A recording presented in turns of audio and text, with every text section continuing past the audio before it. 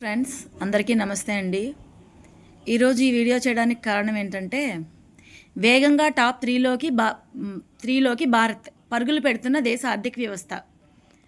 బెంగళూరు పర్యటనలో ప్రధాని మోడీ వ్యాఖ్య. ఇది దేనికంటే ట్రంప్ డెత్ ఎకానమీ అనే వ్యాఖ్యలకు పరోక్ష సమాధానం చెప్పారు మన మోడీ గారు.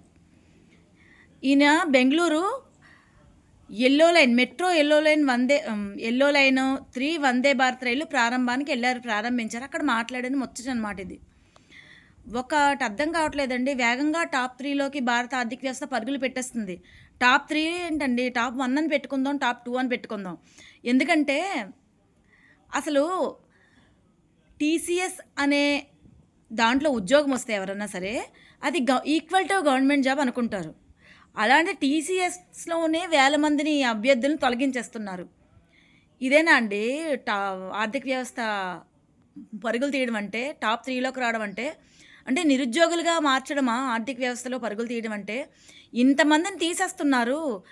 ఏ వ్యవస్థ అన్నా సరే జాబ్ గ్యారంటీ అనేది ఉండాలి కదా, జాబ్ సెక్యూరిటీ ఉండాలి కదా.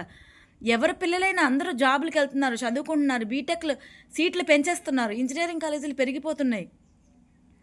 ఇలా ఇంజనీరింగ్ కాలేజీలు పెరిగిపోయి అన్ని కాలేజీలు పెంచేసి సీట్లు పెంచేసి మరి జాబ్స్ అంటే నిరుద్యోగులుగా ఉంటే వ్యవస్థ ముందుకెళ్ళిపోతుందండి?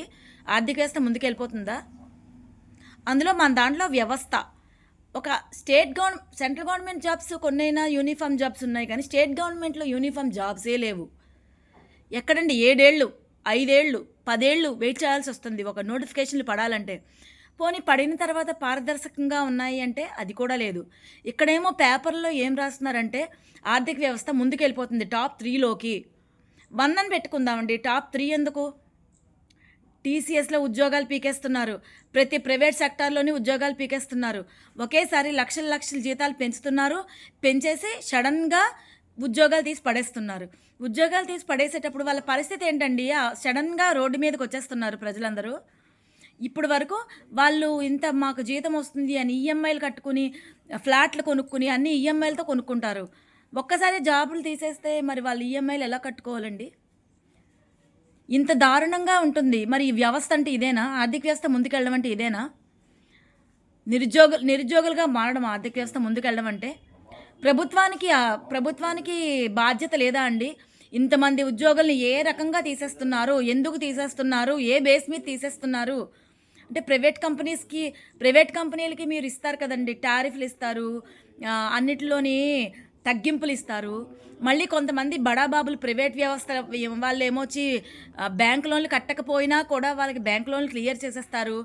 అదే ఒక రైతు బ్యాంక్ లోన్ కట్టకపోతే ఇంటి చుట్టూ తిరిగి వాడు ఆత్మహత్య చేసుకునేలా చేస్తారు. ఆ బ్యాంక్ లోన్ గురించి వడ్డీల మీద వడ్డీలు వేసేస్తారు.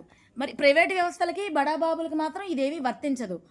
ఈ ఉద్యోగాలు మాత్రం లక్షల్లో ఉద్యోగాలను పీకేస్తారు. టీసీఎస్ఏ కాదు, ఇలాంటి చాలా వ్యవస్థలు ఇన్ఫోసిస్, టీసీఎస్ ఒకటేంటి ఇలా ఉద్యోగాల నుంచి పీకి పెట్టేస్తున్నాయి. ఏఐ ఆర్టిఫిషియల్ ఇంటెలిజెన్స్ అని తీసుకొచ్చేసారు. ఏఐ అనేది కూడా ప్రజలు సృష్టించిందే కదా. కానీ ఏఐ వల్ల ఎంతమంది ఉద్యోగాలు పోతున్నాయని అర్థం కావట్లేదు. ఏఐ ఆర్టిఫిషియల్ ఇంటెలిజెన్స్ బాగానే ఉంది, కానీ దీనివల్ల ఉద్యోగాలు పోతున్నాయి. ఎందుకంటే 50 మంది చేసేది ఒకలే చేసేస్తుంటే మరి పోదా అండి? ఈ ఏఐ వల్ల లాసే తప్ప లాభం ఏముందండి? ఆలోచన విధానం పోతుంది ఏఐ రావడం వల్ల. ఎవరో 1,00,000 మందిలో ఒకరికి వచ్చిన ఆలోచనతో ఏఐ తీసుకొస్తే ఇలా 99,999 మంది కొన్న బుర్ర అంతా ఒక్క ఏఐ చేస్తుంటే వీళ్ళందరూ లాస్ అయిపోవట్లేదా? తెలివైన వాడు ఎప్పుడు 100కి 100 మంది తెలివైన వాళ్ళు ఉండరండి, యావరేజ్గానే ఉంటారు ఎక్కువ మంది. ఈ యావరేజ్ వాళ్ళందరినీ పైకి తోసేస్తున్నారు. ఒక్క తెలివైనోడు గురించి యావరేజ్ వాళ్ళందరినీ పక్కకు తోసేస్తున్నారు. వ్యవస్థ అంటే ఇదేనండి? ఆర్థిక వ్యవస్థ బలోపేతం అవ్వడం, మూడులోకి వచ్చేయడం అంటే ఇదేనా? నాకు అర్థం కావట్లేదు. ఆ ట్రంప్ అన్నది నిజమే ఉంటుందండి, డెత్ ఎకానమీ అన్నారు, అది నిజమే. ఎందుకంటే ఉద్యోగాలు తీసేస్తున్నారు, ఎందుకు అనేది క్వశ్చన్ చేయడానికి లేదు. ఎందుకంటే ఆ కంపెనీలకి మన భారతదేశంలో కంపెనీలు పెట్టుకోవడానికి అవకాశం కల్పించి వాళ్ళకి రాయితీలు ఇచ్చి అన్నీ ఇచ్చి ఉద్యోగాలు ఇచ్చి తర్వాత సడన్గా తీసేస్తుంటే పీకేస్తుంటే ఏమైపోవాలండి? పోనీ ప్రభుత్వ ఉద్యోగాలు అందరికీ వచ్చేస్తాయా? రావు కదా. పోనీ చిన్న వ్యాపారాలకు ఏమన్నా మీరు లబ్ధి చేకూరుస్తున్నారంటే లేదు కదా. ఏదో ఎలా ఇస్తారంటే చిన్న వ్యాపారులకు లబ్ధి ఎలా ఇస్తారంటే 5,000 10,000 అలా ఇస్తారు. ఎందుకండి అది? ఏమన్నా రోడ్డు పక్కనే ఒక చిన్న బండి పెట్టుకోవాలంటే కూడా ఆ షాప్ ముందు వాళ్ళు బోల్డు అద్దెలు కట్టించుకుంటున్నారండి. అది మీకు తెలుసో తెలీదో మాకు తెలియదు కానీ ఇదండి మన వ్యవస్థ, ఆర్థిక వ్యవస్థ. ఆర్థిక వ్యవస్థ బలోపేతం అవ్వడం అంటే నిరుద్యోగులుగా మార్చడం మన గవర్నమెంట్ ఇచ్చేది. BJP, the great BJP government వ్యవస్థ. ఎందుకంటే ఇప్పుడే ఇంతమందిని ఉద్యోగాలు తీసేయడం బీజేపీ గవర్నమెంట్ వచ్చిన తర్వాతే చూసాం. కాంగ్రెస్ గవర్నమెంట్లో ఉన్నప్పుడు ఎవరు ఉద్యోగాలు తీయడం నేను చూడలేదండి, ఇప్పుడే చూస్తున్నా.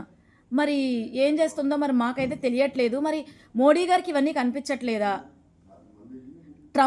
ట్రంప్ మాట్లాడిన మాట కనిపించింది కానీ మన టీసీఎస్లో కానీ ఇన్ఫోసిస్లో కానీ ఉద్యోగాల్ని పీకి పడేసి రోడ్ల మీదకి పంపించేస్తున్నారు. మరి అవి కనిపించట్లేదా సార్?